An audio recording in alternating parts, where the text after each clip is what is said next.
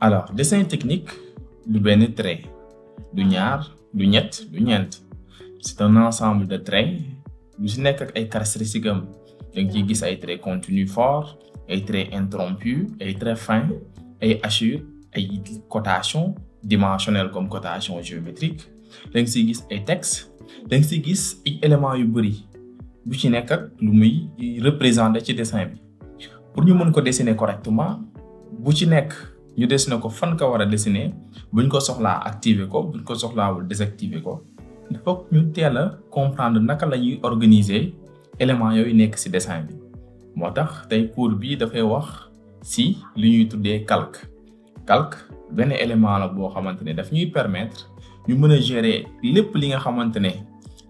ay entité la nekk ci biir dessin bi buñ ko soxlaa activer ko buñ ko soxlaawul désactiver ko donc tey cours bi dañuy waxtaanee li ñuy tuddee gestion de calque.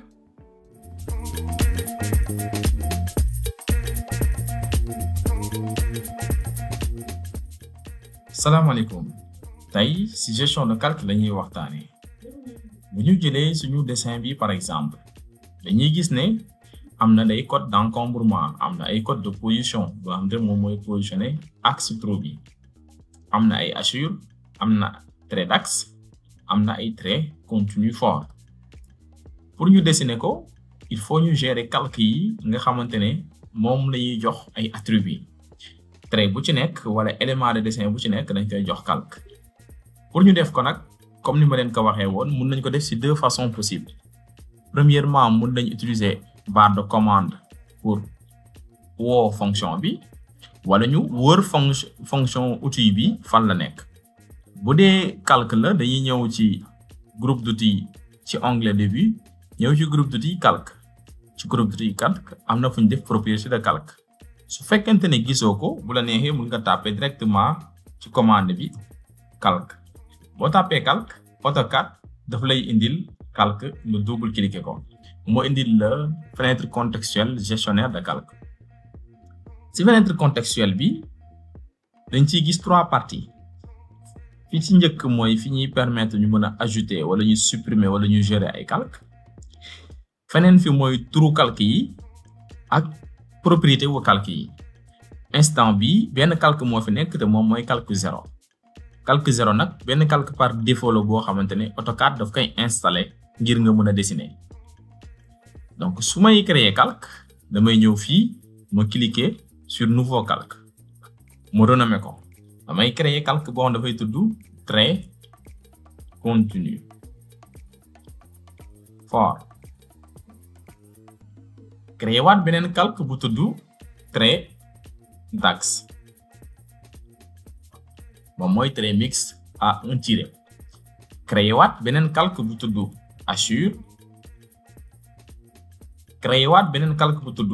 cotation créer waat beneen calque bu tudd texte su fekkente ne damay ajouter texte donc lépp lu ma soxla ci dessin bi wala lépp loo xamante ni mu ngi ci dessin bi et que aajo woona ma créer ko calque damay ñëw fii ma créer calque su ma créer calque yi ba pare damay jox calque bu ci nekk des attributs mooy propriétés yi fii actif mun nga activer wala nga désactiver calque bi wala nga geler ko wala nga vérifier ko wala nga permettre bu ñuy imprimer ñu tracer calque boobu wala ñu bañ ko tracer bu ñuy imprimer ñett yi ñeent yi yépp dinañ ci ñëwaat plus tard bu dee ci calque couleur calque bu ci nekk mun naa ko attribuer couleur par exemple trait continu ma attribuer ko couleur blanche trait d'axe ma def ko une couleur orange pour mu gën a fës hachures yi dama koy def couleur bleu cotation ma def ko couleur cyan texte ma def ko couleur jaune wala verte donc fu si nekk attribué naa ko couleur mu am beneen partie bu ñuy def type de ligne par exemple trait continu xam naa ne trait bi dafa war a continu donc lii laa koy wàcc bu dee dafa fort mun naa ñëw fii si épaisseur bi ma changer épaisseur ligne bi par exemple def ko 0,30 pour épaisseur boobu mu gën a ràññeeku par rapport ak yeneen épaisseurs yi trait d'axe gis naa ne trait mixte à un tiret la damay ñëw type de ligne ma double cliquer ci type de ligne bi instant bi trait continu rek moo fi nekk bu ma soxlaa yeneen type de trait damay ñëw cliquer ci charger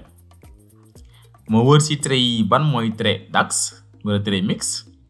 gis naa bii trait d'axe bii aussi trait d'axe la bu gën a large bii ma choisir axe ma def OK su ma cliquer OK damay gis ne ci choix de type de trait yi ajouter nañu fi trait d'axe ma sélectionner trait d'axe bi cliquer waat OK donc boo xoolee calque trait d'axe type de ligne am axe la type d'épaisseur ligne bi dama koy def 0,20 ma cliquer OK assure mun naa ko def trait continu wala ma changer trait d'axe am ma koy wàcc pour l'instant trait continu cotation même chose trait texte même chose fu mu toll nii créé naa sama calque yi ma créé nag ñi ngi toll ci 6 calque bu ci nekk